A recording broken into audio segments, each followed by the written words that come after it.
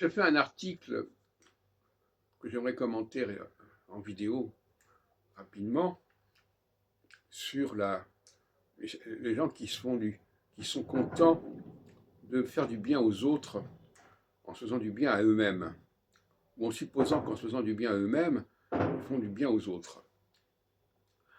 Et c'est vrai dans le domaine de la parole, et c'est vrai dans le domaine sexuel, puisque je les oppose tous les deux, les femmes étant plutôt abusives sur le plan de la parole, et les hommes plutôt abusifs sur le plan sexuel.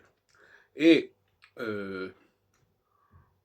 quelque part, et nous ne sommes pas à l'abri de ce genre de dérive, à un moment donné de notre vie, quelque part, les gens se disent « Ah oui, mais j'ai quand même fait un effort pour parler, j'ai fait un effort pour m'exprimer, pour préparer ce que j'ai à dire, donc finalement, j'ai du mérite, et j'ai bonne conscience. » Mais en même temps, d'abord c'est très répétitif, qu'on le veuille ou non, beaucoup de paroles sont répétitives, c'est du réchauffé, c'est de l'auto-plagiat, on répète ce qu'on a déjà fait avant, et même quand je joue du piano, j'ai l'impression que je me plagie.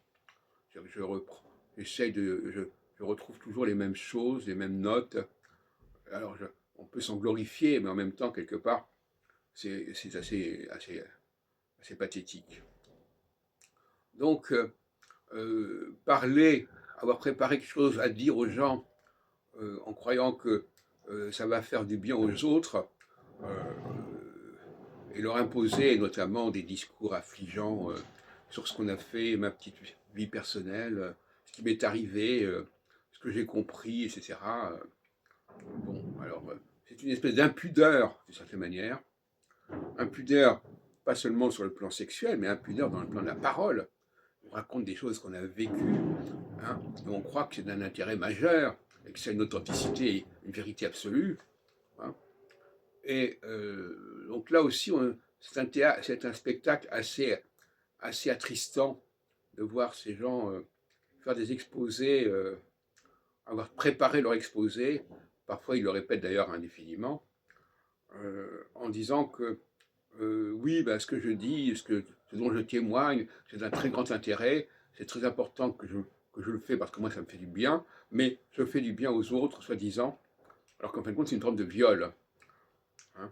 Quand les gens viennent vous écouter et que vous leur racontez des histoires personnelles, ça devient du viol.